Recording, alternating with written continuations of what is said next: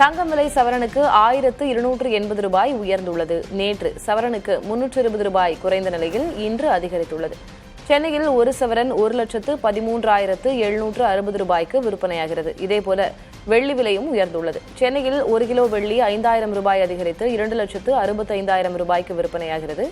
1 gram வெள்ளி 265 ரூபாய்க்கு விற்பனை செய்யப்படுகிறது.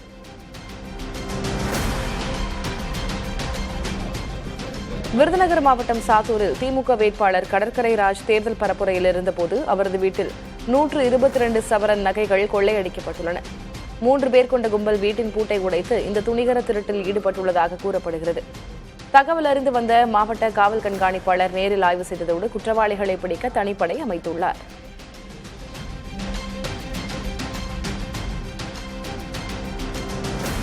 மதுரை மீனாட்சி அம்மன் கோயில் சித்திரை திருவிழாவின் முக்கிய நிகழ்வான திருக்கல்யாணத்தை முன்னிட்டு பக்தர்கள் ஆன்லைனில் மொய் காணிக்கை செலுத்தும் வசதி அறிமுகம் செய்யப்பட்டுள்ளது. வரும் 28ஆம் தேதி நடைபெறவுள்ள திருக்கல்யாண வைபவத்திற்காக 50 மற்றும் 100 ரூபாய் மொய் காணிக்கையை இந்து சமய அறநிலையத்துறையின் அதிகாரப்பூர்வ இணையதளங்கள் வாயிலாக பக்தர்கள் செலுத்தலாம் என கோயில் நிர்வாகம் அறிவித்துள்ளது. இந்த வசதி வெளியூர் மற்றும் வெளிநாடுகளில் இருக்கும் பக்தர்கள் காணிக்கை செலுத்த ஏதுவாக அமையும் என தெரிவிக்கப்பட்டுள்ளது.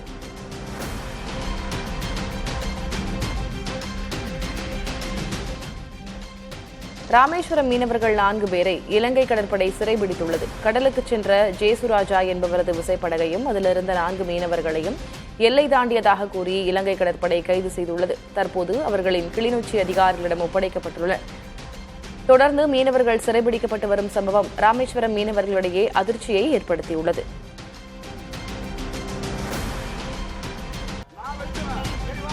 திருவண்ணாமலை மாவட்டம் வந்தவாசியில் அம்பேத்கர் சிலைக்கு மாலை அணிவிப்பது தொடர்பாக அதிமுக மற்றும் விடுதலை சிறுத்தைகள் கட்சியினரிடையே வாக்குவாதம் ஏற்பட்டது.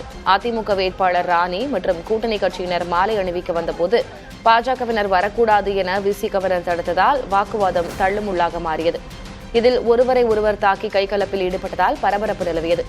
பின்னர் காவல்துறையினர் இருதரப்பையும் சமாதானம் செய்ததை அடுத்து கூட்டணி கட்சியினரோடு சென்று வேட்பாளர் மரியாதை செலுத்தினார்.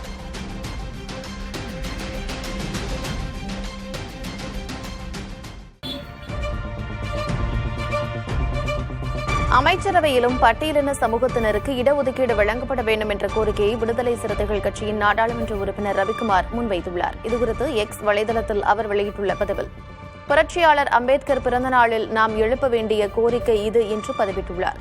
அந்த பதிவுடன் அவர் இணைத்துள்ள கட்டுரையில், ஏனைய சிறுபான்மையினருடன் போதுமான விதத்தில் பட்டியலின சமூகத்தினருக்கு அமைச்சரவையில் பிரதிநிதித்துவம் பெறுவதற்கான தார்மீக உரிமை வழங்கப்பட வேண்டும் என்று அம்பேத்கர் கூறியதாக குறிப்பிட்டுள்ளார்.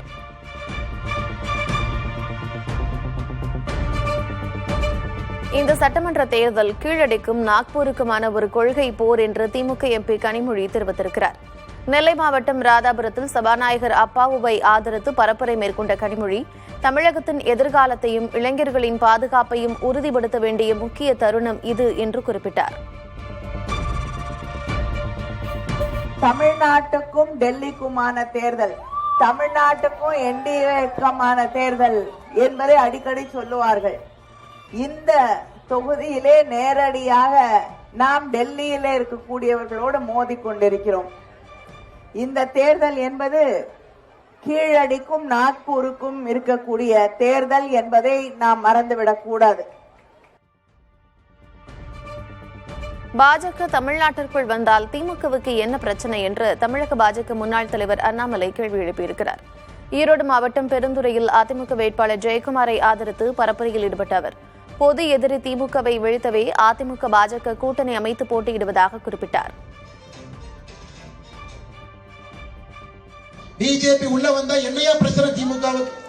பாரதிய ஜனதா கட்சி உள்ள வந்து இந்தியாவில் எந்த மாநிலம் கெட்டு போயிருக்கிறது? ஜம்மு அண்ட் காஷ்மீரில் ஆரம்பித்து எந்த மாநிலத்தை பாரதிய ஜனதா கட்சி தன்னுடைய ஆட்சியிலே கெடுத்திருக்கிறது? இந்தியாவுடைய உறுதித்தன்மையை பாரதிய ஜனதா கட்சி நிலைநாட்டி இருக்கிறது.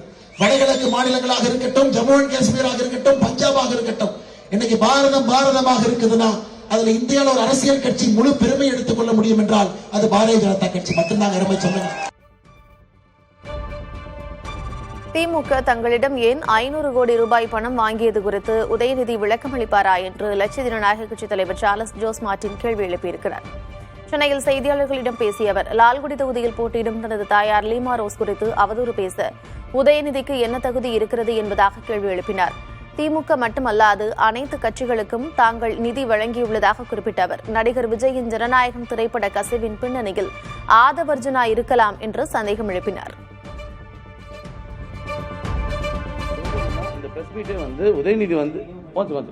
உதயநிதி இந்த மாதிரி எங்க அம்மா மேல ஒரு பர்சனல் தாக்குதல் வைக்கிறாப்புல. நான் என்ன அவர்கிட்ட சொல்ல வரேன்னா, இவர் எதுக்காக எங்க கிட்ட 500 கோடி வாங்கினாங்களே, அதுக்கு என்ன பதில் இருக்கு, அதுக்கு எதுக்காக அவங்க வாங்கினாங்கிறத அவங்க கிளாரிட்டி கொடுக்கணுங்கிறத நான் சொல்ல வரேன். சொல்லணும் இல்லைங்க, நான் அவர் லாட்டரி கொண்டாடுறோம்னு சொல்றாங்க, நாங்க கொண்டாடுறோம்னா அப்புறம் நீங்க எதுக்கு வாங்கினீங்க, நீங்க கொண்டாடுறதுக்காக தான் வாங்கினீங்களா, அந்த கேள்வி வருதுல்ல.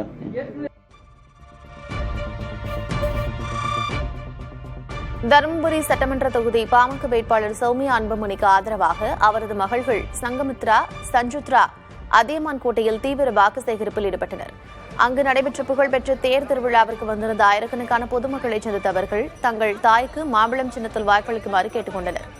கைக்குழந்தையுடன் எளிமையாக சென்று மக்களிடம் அவர்கள் ஆதரவு திரட்டினர்.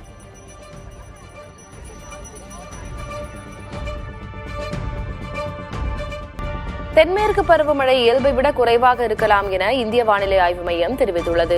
ஜூன் முதல் செப்டம்பர் வரையிலான காலகட்டத்தில் எல் நினோ உருவாக அதிக வாய்ப்பு இருப்பதாக இந்திய வானிலை ஆய்வு மையம் கூறியுள்ளது. இதனால் நாடு முழுவதும் தென்மேற்கு பருவமழை 92 விழுக்காடாக இருக்கலாம் என தெரிவித்துள்ளது. இருப்பினும் வடகிழக்கு மற்றும் வடமேற்கு இந்தியாவிலும் தென்னிந்திய தீபகற்பத்தின் சில பகுதிகளிலும் இயல்பை விட அதிக மழை பொழியலாம் எனவும் கணித்துள்ளது. மதுரை மத்திய தொகுதியில் அதிமுக கூட்டணியில் புதிய நீதி கட்சி சார்பில் போட்டியிடும் நடிகர் சுந்தர் சி மீது தேர்தல் விதிமீறல் வழக்கு பதியப்பட்டுள்ளது. SS காலனி பகுதியில் உள்ள தேவாலயத்தில் கட்சியின் அடையாளமான அதிமுக துண்டை அணிந்து அவர் வாக்கு சேகரித்ததாக கூறப்படுகிறது. மத வழிபாட்டு தலங்களில் அரசியல் அடையாளங்களோடு பரப்புரை செய்யக்கூடாது என்ற விதியை மீறியதற்காக தேர்தல் நடத்தும் அலுவலர் புகாரின் பேரில் SS காலனி போலீசார் இந்த நடவடிக்கையை எடுத்துள்ளனர். இஸ்லாமிய மற்றும் கிறிஸ்தவ வாக்குகளை பிரிப்பதற்காகவே நடிகர் விஜய் கட்சி ஆரம்பித்து தேர்தலில் போட்டியிடுகிறார் என விடுதலை சிறுத்தைகள் கட்சித் தலைவர் திருமாவளவன் குற்றஞ்சாட்டியுள்ளார். திருப்போரூர் தொகுதி வேட்பாளர் பன்னீர்தாஸை ஆதரித்து பேசிய அவர், சிறுபான்மையினர் வாக்குகளை சிதறடிக்க சதி நடப்பதாக சாடினார். மேலும் அதிமுக தற்போது பாஜகவின் மற்றொரு அணியாகவே செயல்பட்டு வருவதாக குறிப்பிட்ட அவர், மக்கள் விழிப்புடன் இருந்து மதச்சார்பற்ற கூட்டணிக்கு வாக்களிக்க வேண்டும் என வேண்டுகோள் விடுத்தார்.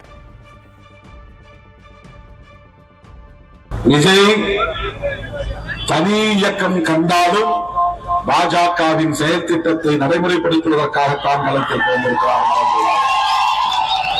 ஏதோ அவர் மீது நான் குற்றம் சாட்டம் நினைக்காதீங்க. அவருக்கு என்ன ஒரே நோக்கம், திமுகவை வீழ்த்தணும். திமுகவை வீழ்த்தி விட்டு யார் இங்கே ஆட்சிக்கு வரப்போகுது? நீங்க வந்துட முடியுமா? அந்த தேர்தல்ல விஜய் முதலமைச்சர் ஆகிட முடியுமா? பரப்பூர்ல ஜெயிப்பாரா? திருச்சி கிழக்கில் ஜெயிப்பாரா? ஜெயிக்கிற நம்பிக்கை இருந்தா 2 தொகுதியில போட்டியிடுவாரா? அவருக்கே நம்பிக்கை இல்லை. ஓட்டு வாங்கலாம், ஜெயிக்க முடியாது. பழனிசாமியும் பாரிவேந்தரும் இணைந்து குன்னம் தொகுதியை ஒரு மாடல் தொகுதியாக மாற்றுவார்கள் என இந்திய ஜனநாயக கட்சித் தலைவர் ரவி பச்சமுத்து உறுதியளித்துள்ளார்.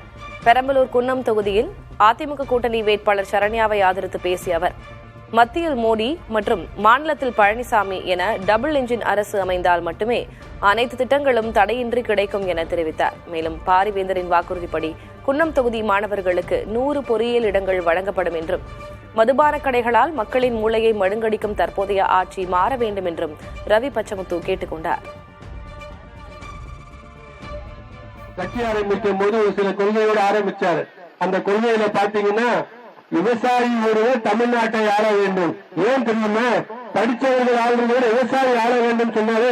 விவசாயி ஆண்டால் உங்கள் கஷ்டம், இங்கே உழைப்பவரின் கஷ்டம் எடப்பாடியாருக்கு புரியும். அதே மாதிரி பாரிவேந்தர் ஐயா அவர்களுக்கும் புரியும். தமிழ் புத்தாண்டையொட்டி பிரதமர் மோடி குடியரசு துணைத் தலைவர் CP ராதாகிருஷ்ணனை அவரது இல்லத்தில் சந்தித்து வாழ்த்து தெரிவித்தார். டெல்லியில் உள்ள அவரது வீட்டில் பூஜைகள் செய்து பிரதமர் மோடி வழிபட்டார். இதனிடையே குடியரசு துணைத் தலைவர் ராதாகிருஷ்ணன் சமூக வலைதளத்தில் வெளியிட்ட வாழ்த்துச் செய்தியில், பண்டிகைகள் நாட்டின் பண்பாட்டு பல்வகைப்பாட்டையும் ஒற்றுமையான இந்தியா, சிறந்த இந்தியா உணர்வையும் வெளிப்படுத்துகின்றன என குறிப்பிட்டார். மேலும் புதிய தொடக்கம், அறுவடை, மகிழ்ச்சி மற்றும் மனிதர் இயற்கை பாரம்பரியம் ஆகியவற்றின் உறவை பிரதிபலிக்கின்றன என்றும், அனைவருக்கும் ஒற்றுமை, வளம் மற்றும் நம்பிக்கை கிடைக்கட்டும் எனவும் ராதாகிருஷ்ணன் வாழ்த்தினார்.